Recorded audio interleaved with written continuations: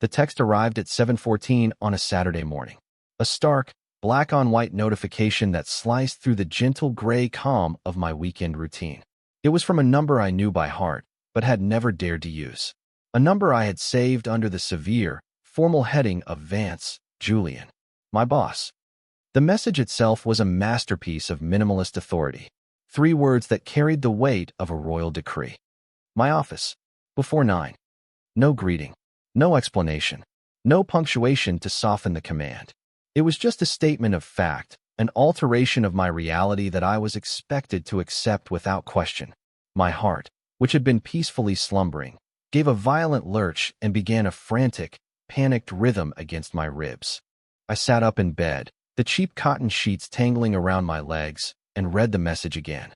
And again, my thumb hovered over the keyboard, 1,000 frantic questions forming in my mind. Is everything okay? Am I being fired? Did I forget a deadline? But I typed none of them. Replying to Julian Vance with anything other than quiet compliance felt like a cardinal sin. It was like questioning gravity. I had worked at Vance Architecture for 3 years, a quiet cog in a gleaming, minimalist machine. I was a junior architect, good at my job, meticulous to a fault, but terminally invisible. I kept my head down, did the work, and poured all the parts of myself I kept hidden into the lines and angles of my designs. My loneliness became the clean, empty spaces in a modern foyer. My yearning became the sweep of a staircase reaching for a skylight. I was fluent in the language of structure and form, but utterly inept at the language of people. Especially the language of Julian Vance. He was the firm. His name was on the frosted glass doors. His aesthetic was in the very DNA of the polished concrete floors and floor-to-ceiling windows of our downtown office. He was a man built of the same materials, sharp angles, cool surfaces, and an unnerving, profound stillness. He moved through the open-plan office like a predator, silent and observant. His presence lowered the ambient noise by 10 decibels. People straightened their backs, focused on their screens, and prayed they would not be the subject of his intense, gray-eyed scrutiny. And I, of course, had been in love with him since my final interview. It was a hopeless, silent, and deeply inconvenient affliction. It was a dull ache behind my sternum that sharpened into a blade whenever he passed my desk. I studied him the way I studied blueprints, trying to understand the hidden mechanics, the underlying structure of the man. I knew the way his brow furrowed when he was deep in thought, the way he would rest his chin on his steepled fingers, the almost imperceptible tick in his jaw when a project was not meeting his standards. I knew the scent of his cologne, a subtle, expensive mix of sandalwood and something crisp, like bergamot, that lingered in the elevator long after he'd gone. These were my secrets, my private collection of observations. And now, one of those secrets was summoning me to his empty office on a Saturday morning. Panic was a cold sweat on my skin as I threw on clothes. What was I supposed to wear? My usual uniform of a pressed button-down and slacks felt too formal, too much like a weekday. Jeans felt dangerously casual, an act of insubordination. I settled on dark chinos and a plain black sweater, a desperate attempt at looking serious, but not like I was trying too hard. I ran a hand through my hair, which refused to cooperate, and stared at my reflection in the mirror. My eyes were wide with a familiar anxiety. I looked like a man on his way to the gallows. The city was quiet on the drive downtown. The Saturday morning sun was pale and watery, casting long shadows between the skyscrapers. The Vance Architecture building was a monolith of glass and steel, imposing even when dormant. I used my keycard to enter the lobby, the electronic beep echoing in the cavernous silence. The air was still and cool, smelling faintly of citrus-based cleaner and expensive leather. It was the smell of Julian's world. My footsteps were unnaturally loud on the polished marble as I crossed to the elevator bank. Alone in the mirrored car, I watched my nervous reflection ascend 34 floors. The doors opened onto our office, a ghost town of empty desks and sleeping computer monitors. The only light came from the far end of the floor, a soft glow emanating from the glass walls of Julian Vance's corner office. He was waiting. My mouth went dry. I walked the long path between the desk pods, my sensible shoes making soft, apologetic sounds. The door to his office was ajar. I hesitated for a second, my hand hovering near the cool wood, before giving a soft, tentative knock. "Come in, Thorn." His voice. It was a low, calm rumble that vibrated through the door, through the floor, and straight into my bones. It was the same voice that could dismantle a senior partner's proposal with a few quiet, cutting words, yet now it sounded different in the stillness. Less like a weapon, more like a resonant chord. I pushed the door open and stepped inside. And I stopped. Everything in me just stopped. He was not behind his massive mahogany desk, the seat of his power. He was standing by the vast, panoramic window that overlooked the sprawling city and the distant, hazy line of the harbor. The morning light haloed his silhouette. He wasn't wearing one of his impeccably tailored suits.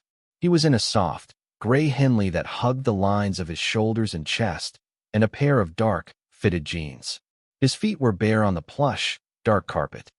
Seeing him like this was like finding a secret schematic, a drawing that revealed the vulnerable, human structure beneath the imposing facade. The sight of him, so utterly out of his usual context, scrambled my thoughts. I could see the cording of muscles in his forearms as he stood with his hands clasped loosely behind his back. The shirt was a thin material, and I could just make out the hard planes of his chest, the line of his collarbone. My gaze flickered to his bare feet, to the strong, clean lines of his ankles. It felt illicit, impossibly intimate. "Sir," I managed, my voice a pathetic croak. "You wanted to see me." He did not turn around immediately. He continued to gaze out the window, his posture relaxed but radiating a coiled energy. The silence stretched, thin and taut.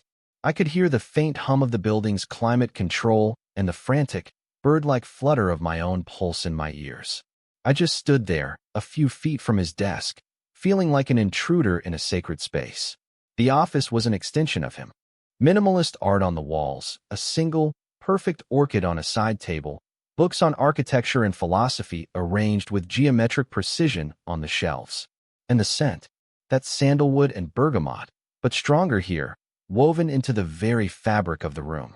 It was intoxicating. "Close the door," he said, his voice still directed at the glass. I obeyed, my hand fumbling slightly with the heavy handle. The soft click of the latch was deafening. It sealed us in. Just the two of us, 34 floors above the waking city. A strange sense of unreality washed over me. This couldn't be happening. Any moment now, he would turn around. His face would be a mask of professional displeasure, and he would inform me that my services were no longer required because of some catastrophic error I had unknowingly made. I braced myself for the impact. Finally, he turned. Slowly. His gray eyes, which I was used to seeing as cool and distant, seemed darker in the soft light, more focused. They scanned me from head to toe, a deliberate, unhurried appraisal that made my skin prickle with heat. He wasn't looking at me like an employee. He was looking at me like something else, something he was trying to figure out. "Thank you for coming in, Elias," he said. Elias. The sound of my first name in his mouth was a physical shock. He had never, not once in 3 years, called me anything but Thorn. It was always a crisp, formal surname. "Thorn, get me the schematics for the Harrison project." "Thorn, I need you in the conference room." "Thorn." Hearing my own name, spoken in that low, resonant voice, felt like a key turning in a lock I didn't know existed inside me. My breath hitched. He took a step away from the window, moving with a fluid grace that was almost feline. I apologized for the short notice. I was working late last night, and something occurred to me. "Of course," I mumbled, feeling stupidly formal. "It's no problem, Mr. Vance." A faint smile touched the corner of his mouth, a fleeting, barely there expression that I had never seen directed at me before. "Julian," he corrected me gently. "I think, under the circumstances, you can call me Julian." My mind was a short-circuiting mess. Julian. He wanted me to call him Julian. What circumstances? The circumstance of me being alone with him in his office on a Saturday? The circumstance of him wearing clothes that made him look less like a CEO and more like an off-duty god? I felt a dizzying sense of vertigo, as if the floor had tilted beneath my feet. He gestured toward his desk. It was, for once, not covered in neat stacks of corporate documents. Instead, a single, large roll of architectural blueprints was spread across the polished wood. "Come here," he said. It wasn't a command this time. It was an invitation. I walked toward the desk on unsteady legs, my eyes fixed on the drawings. They were beautifully rendered, hand-drawn with a precision that was becoming a lost art. It was a house, a cabin, more accurately, a modern, elegant structure of wood and glass, designed to be nestled into a lakeside landscape. "It's a personal project," Julian said, his voice closer now. I hadn't realized he had moved to stand beside me. He was so close I could feel the warmth radiating from his body. My senses were overwhelmed. The sight of his strong, capable hands resting on the edge of the desk, the clean scent of his skin beneath the cologne, the sheer physical presence of him next to me. It was too much. "I bought some land upstate," he continued, his gaze on the blueprints, but I felt his awareness was entirely on me. A place to disconnect. I stared at the drawings, trying to focus, trying to remember that I was an architect, that this was my language.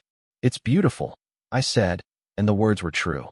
The design was quintessential Vance. Clean lines, a deep respect for the natural surroundings, a sense of quiet, contemplative peace. But there was something else here, too. A softness, a vulnerability that was absent from his corporate work.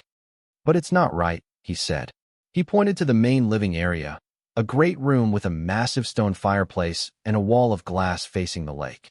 "Something about the flow, it's too open. It feels cavernous, not intimate." His finger traced the lines on the paper, and I watched the movement, mesmerized. Then his hand moved, brushing against my own as it rested on the blueprint.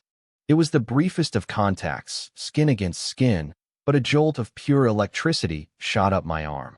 It was like grabbing a live wire. My entire nervous system lit up. I flinched, pulling my hand back as if I'd been burned. My heart hammered against my ribs. It was an accident. It had to be. A simple, meaningless accident. But when I dared to look up at him, his eyes were on mine. There was no apology in his expression, no flicker of surprise. Just a steady, intense gaze that seemed to see right through my carefully constructed walls. He hadn't pulled his hand back. It was still there, on the blueprint, right where mine had been. He had to have felt it. The spark. The sudden, sharp intake of my breath. He didn't acknowledge it. Not with words. He simply held my gaze for a long moment, the silence crackling with unspoken energy. Then he looked back at the plans. "I've seen your preliminary sketches for the library annex," he said, his voice a low murmur. "Your eye for creating quiet, intimate spaces within a larger structure. It's remarkable. You understand how light and shadow can create a feeling of sanctuary." He was praising my work. Julian Vance was praising my work. And not in a perfunctory, corporate way. He was talking about the soul of my designs, the very thing I tried so hard to imbue them with. He saw it. He saw me. The recognition was so potent, so overwhelming, it almost brought tears to my eyes. "I was hoping," he continued, his voice dropping even lower, "that you might have some thoughts on this." This was the reason he'd called me in. It was about work. A wave of relief washed over me, so profound it left me weak. This was safe. This was professional. I could do this. I was an architect. I could talk about spaces and light and flow. I took a deep breath, forcing my professional self to take control. "The fireplace," I said, finding my voice. "It's dividing the space. It's a beautiful centerpiece, but it's acting like a wall. What if you made it double-sided and created a smaller, cozier seating area behind it? A reading nook, or a place for a writing desk. It would break up the cavernous feel without sacrificing the open plan." I reached for a pencil from the pot on his desk and a piece of tracing paper. My hands were shaking slightly, but I forced them to be steady. I laid the paper over the blueprint and began to sketch, my motions quick and sure. This was my territory. In the world of lines and angles, I was confident. I was articulate. I talked as I drew, explaining my thought process, how shifting the orientation of the seating and adding a built-in bookshelf could create a sense of enclosure and comfort. I was so lost in the design, in the familiar comfort of solving a structural puzzle, that I almost forgot who I was with. Almost. I was acutely aware of him standing beside me, watching my hand move across the paper. I could feel his breath, slow and even, stirring the hair at my temple. He didn't speak. He just watched, his silence a heavy, warm blanket. When I finished the sketch, I looked up at him, my explanation dying on my lips. He wasn't looking at the drawing. He was looking at me, and there was an expression on his face I had never seen before. a kind of raw, undisguised admiration. It wasn't the look of a boss pleased with an employee's work. It was something far more personal, something that made the air feel thick and hard to breathe. Exactly, he whispered. The word was freighted with meaning. That's it. That's what it was missing. He reached out, not to the drawing, but to my hand, which was still resting on the paper. He gently took the pencil from my fingers, his own brushing against mine, lingering for a beat too long. He set the pencil down with deliberate care. Then, his hand covered mine, his palm warm and firm over my knuckles. My heart stopped. It just ceased to beat for a solid, terrifying second. This was not an accident. There was no blueprint between us this time. His thumb began to move, making a slow, deliberate circle on the back of my hand. It was the most gentle, unassuming touch, but it felt like a brand. Every nerve ending in my body was screaming. My mind was a deafening roar of white noise. This is not happening. This is not real. You are dreaming. You are having a complete psychotic break in your boss's office. But the warmth of his hand was undeniably real. The slight roughness of his calluses against my skin was real. Elias, he said, his voice a low, gravelly thing that vibrated through his hand into mine. I couldn't speak. I couldn't move. I could only look at him, my eyes wide, my lips parted in a silent question. He held my gaze, his own eyes dark and serious. He seemed to be searching for something, for a sign of what? Permission? Fear? He must have seen the terror there, but he must have seen the yearning, too. The hopeless, desperate yearning I had hidden for 3 long years. He turned my hand over, his fingers lacing with mine. Our palms pressed together.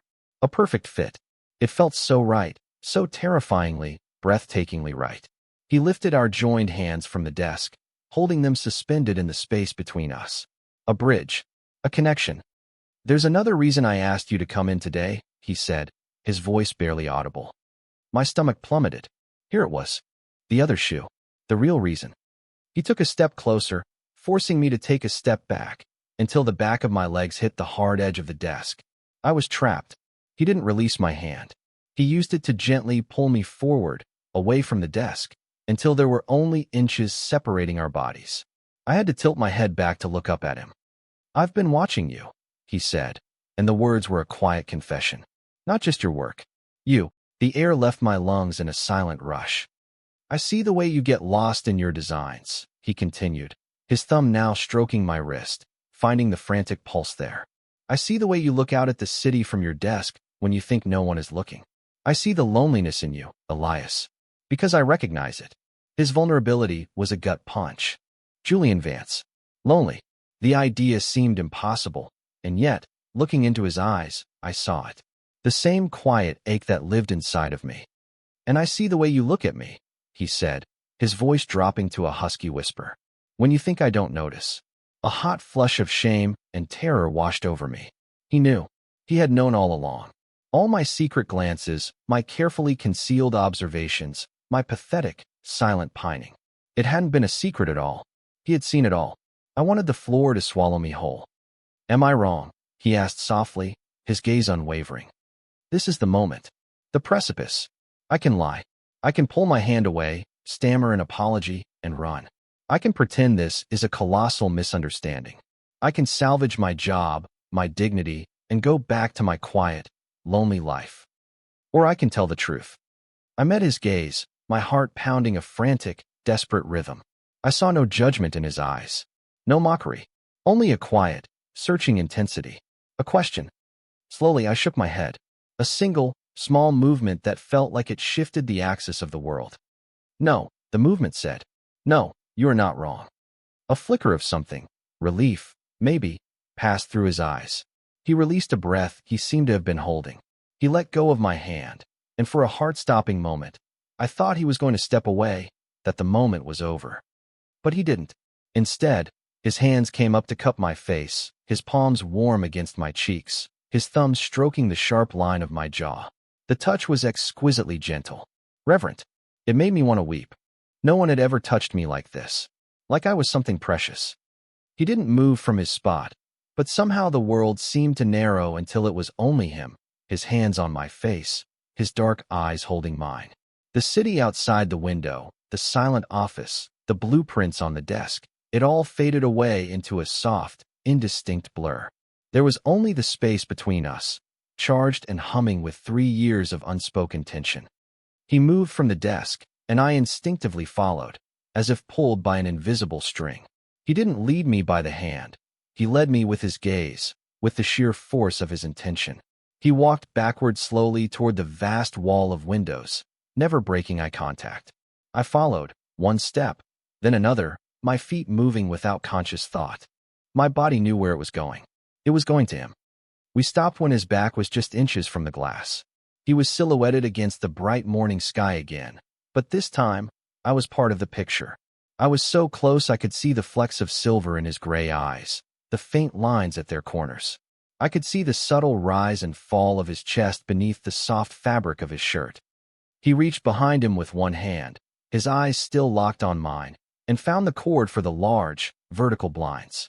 With a soft, deliberate pull, he tilted them. The slats rotated, slicing the bright morning into thin ribbons of shadow and light, casting the space where we stood into an intimate, striped twilight. It was a deliberate act of concealment, an act of creating a private world for just the two of us. My breathing was shallow. I felt suspended in time, every sense heightened. I could feel the warmth of his body, smell the clean, masculine scent of his skin. I could hear the whisper of his breath. He leaned me back toward the window, his movements slow, measured, giving me every opportunity to stop him, to resist. I did not. I was clay in his hands. My back met the cool, solid glass of the window. I was trapped, not by force, but by my own desire. His body shielded mine from the rest of the room, his hands resting on the window frame on either side of my head. He caged me in. He lowered his head, and I closed my eyes, my lips parting in anticipation of a kiss. My entire being was braced for it, yearning for it. But his mouth didn't find mine. Instead, I felt his warm breath on my neck, just below my ear. A shiver traced its way down my spine. His lips, soft and warm, brushed against the sensitive skin there. It wasn't a kiss. It was a ghost of a touch, a promise. He breathed in, his nose against my throat, as if he were memorizing my scent. My head fell back against the glass, my throat exposed in a gesture of pure surrender. And then he tasted me. It was the slightest, most deliberate touch of his tongue to the hollow of my throat. A single, wet, warm flick against my pulse point, which was hammering like a trapped bird. It was not a kiss of passion, it was a kiss of confirmation, an act of claiming. It was the most incredibly intimate, possessive, and earth-shattering thing I had ever experienced. My entire body went rigid, and a sound, a choked gasp, escaped my lips. He lingered there for a moment, his lips still against my skin, his breath hot. I could feel the faint vibration in his chest when he murmured my name, the sound a low rumble against my throat. Elias. Then, just as slowly as he had leaned in, he pulled back. Only an inch or two. Enough for me to open my eyes. His were dark with an emotion I couldn't name, something deeper and more potent than simple desire. His gaze dropped to my throat, to the spot his lips had just touched, as if he could see the mark he'd left there. The intensity of the moment left a vacuum, a ringing silence in its wake. My mind, which had been blissfully blank, began to spin again. What now? What did this mean? The professional line hadn't just been crossed, it had been incinerated. I was breathless, trembling, and utterly lost. The silence stretched, and with each passing second, a cold dread began to seep into the edges of my euphoria. Maybe it was a mistake, a momentary lapse in judgment. Maybe he already regretted it. He must have seen the fear flicker in my eyes. His expression softened. He didn't say he was sorry. He didn't try to explain it away. He simply reached out one hand, his fingers incredibly gentle, and his thumb brushed over the exact spot on my throat he had just tasted. The gesture was so tender, so reassuring, it made my knees feel weak. "I've wanted to do that," he said, his voice quiet but firm, leaving no room for doubt, for a very long time. Relief. It was a tidal wave, washing away the fear and leaving behind a trembling, fragile hope. It wasn't an impulse. It was an intention, a long-held one. The thought was staggering. All that time I had spent watching him, he had been watching me right back. The sharp, Electronic buzz of the phone on his desk shattered the fragile atmosphere. It was an unwelcome intrusion from the outside world, a reminder of who we were, where we were. Reality, with all its complications. How could this possibly work? He was my boss, the owner of the company. I was just me. The internal monologue of doubt and fear began its familiar, insidious chant. Julian didn't even glance toward the desk. He kept his focus entirely on me, his gaze holding mine, anchoring me. He seemed to understand the storm of insecurity brewing inside me. "This doesn't have to be complicated," he said, his voice low and steady, a balm to my frayed nerves. He took his hands from the window frame and took one of mine, his fingers lacing through mine again. The simple, solid connection was everything. "Let's go get some coffee," he paused, his thumb stroking the back of my hand. "Somewhere else." The offer was so much more than coffee. It was an invitation to leave this office, to step out of the roles of boss and employee, to walk out into the city not as Vance and Thorne, but as Julian and Elias. It was a conscious choice, a beginning. I could only nod, my throat too tight for words. A small, genuine smile touched his lips. It transformed his entire face, erasing the last traces of the severe, intimidating man I thought I knew and revealing the man who stood barefoot in his office on a Saturday morning. He led me away from the window, our hands still joined. He grabbed a set of keys from his desk and his wallet, simple, ordinary actions that felt monumental. As we walked toward the office door, he released my hand only to let his own slide to the small of my back, a warm, steady pressure guiding me. It was a gesture of possession, of quiet protection, and it felt more natural than anything I had ever known. In the empty, silent hallway, it felt like a declaration. We rode the elevator down in a comfortable silence. There were no words, but none were needed. I stood beside him, hyper-aware of his presence, of the subtle scent of his cologne, of the warmth of his hand still resting on my back. I chanced to look at our reflection in the mirrored walls. We looked right. We looked like two people who belonged together. The elevator doors opened to the lobby, and we walked out into the bright, crisp air of the Saturday morning. The city noise, the traffic, the distant sound of a siren, it all sounded different. Sharper, more real.